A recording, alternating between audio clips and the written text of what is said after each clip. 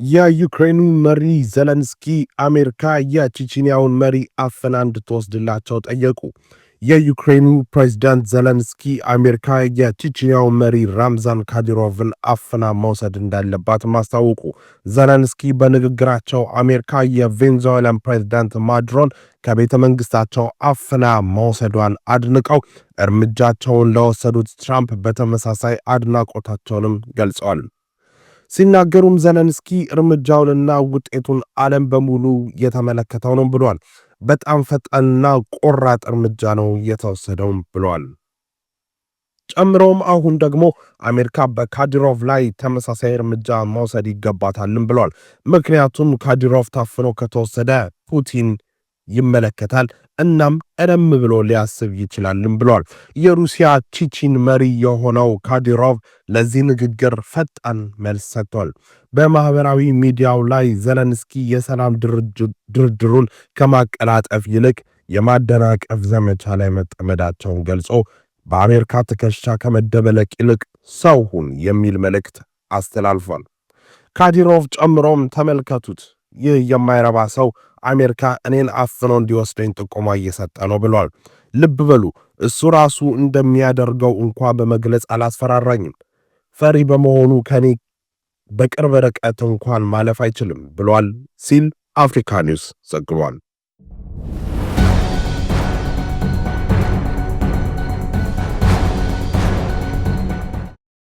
ሚኒያፖሊስ የህዝብ ትምህርት ቤቶች በከተማዋ አንድ የኢሚግሬሽን ICE ኦፊሰር የፈጸመውን ግድያ ተከትሎ በተፈጠረው የደህንነት ስጋት ምክንያት ትምህርት መቋረጡን አስታወቀ።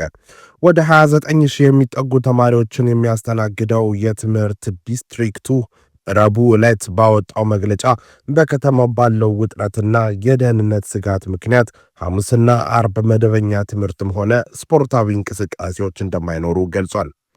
ትምህርት ቤቱም አክሎ የኦንላይን ኢለርኒንግ ትምህርት የማይሰጠው ይህ አማራጭ ለከባድ የአየር ትምህርት ችግር የተፈቀደ በመሆኑ እንደሆኑ አብራርቷል። የግጭቱ መነሻና የተጽዕኖ ትምህርት እንዲዘጋ ምክንያት የሆነው የትራምፕ አስተዳደር በከተማዋ እያካሄደ ባለው የኢሚግሬሽን ዘመቻ ወቅት የ37 ዓመቷ ሬኒ ኒኮል ጉድ መገደል ነው። ረቡዕ ጠዋት የተፈጸመውና በዓይን እማኞች ቪዲዮ የተቀረጸው ይህ ግድያ በከተማዋ የነበረው ውጥረትን አባብሶታል። ይህ ክስተት እንደ አውሮፓውያን አቆጣጠር በ2020 በፖሊስ የተገደለውን የጆርጅ ፍሎይድ ትውስታ በመቀስቀስ በሚኒያፖሊስ የፍትህ ጥያቄዎችን ዳግም አቀጣጥሏል። የአካባቢው ዲሞክራት አመራሮች እና ተቃውሞ የወጡ ነዋሪዎች የICE ወኪሎች ከከተማዋ እንዲወጡ እየጠየቁ ሲሆን የሚኒሶታ ገዢ ቲም ዋልዝ ጉዳዩ በገለልተኛ አካል እንዲመረመር ቃል ገብተዋል።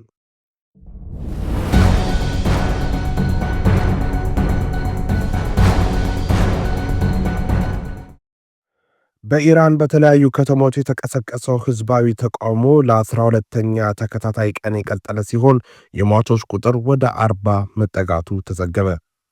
የሀገሪቱ መንግስት ተቃውሞ ለማብረድ የኢኮኖሚ ድጋፍ ቃል ቢገባም በሌላ በኩል ጸረ ምዕራባውያን ፕሮፓጋንዳውንና የኃይል እርምጃውን አጠናክሮ ቀጥሏል። መቀመጫውን አሜሪካ ያደረገው የሰብአዊ መብት ተሟጋች ቡድን HRANA እንደገለጸው ይህ ዜና እስከተጠናከረበት ጊዜ ድረስ ጨምሮ በነበረው ግጭት 4 የጸጥታ ኃይሎችን ጨምሮ ቢያንስ 38 ሰዎች ሕይወታቸውን አጥተዋል። መነሻውን በዋጋ ንረትና በኑሮ ውድነት ላይ ያደረገው ይህ ተቃውሞ በፍጥነት ወደ ፖለቲካዊና ጸረ መንግስት ሰልፍነት ተቀይሯል። በተለያዩ ከተሞች የሚገኙ ዜጎች በኢኮኖሚው መውደቅና በመንግስት አምባገነናዊው አገዛዝ ላይ ያላቸውን ቁጣ እየገለጹ ይገኛሉ። ተቃውሞ በርትቶ በቀጠለበት በዚህ ወቅት የኢራን መንግስት አሊ አርዳስቲኒ የተባለ ግለሰብ ለእስራኤሉ የስለላ ድርጅት ሞሳድ ሲሰልል እንደነበረ በሚል በሞት ቅጣት እንደፈጸመበት አስታውቋል። አምነስቲ ኢንተርናሽናል እንደገለጸው ኢራን ባለፉት ዓመት ብቻ ከ1000 በላይ ሰዎችን በሞት ቀጣለች። ይህም ከ1989 ወዲህ ከፍተኛው ቁጥር ነው ተብሏል።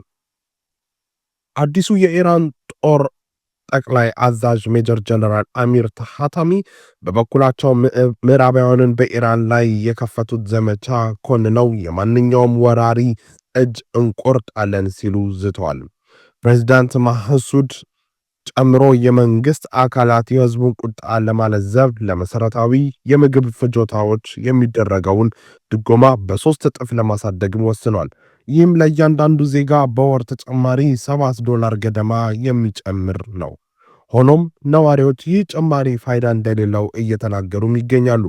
አንድ የቴሄራን ነዋሪ ሲናገር ይህ ድጎማ ለአንድ ቤተሰብ የቁርስ ወጪ እንቁላል፣ ዳቦና አይብ እንኳን አይሸፍንም ሲል ተስፋ መቁረጡን ገልጿል።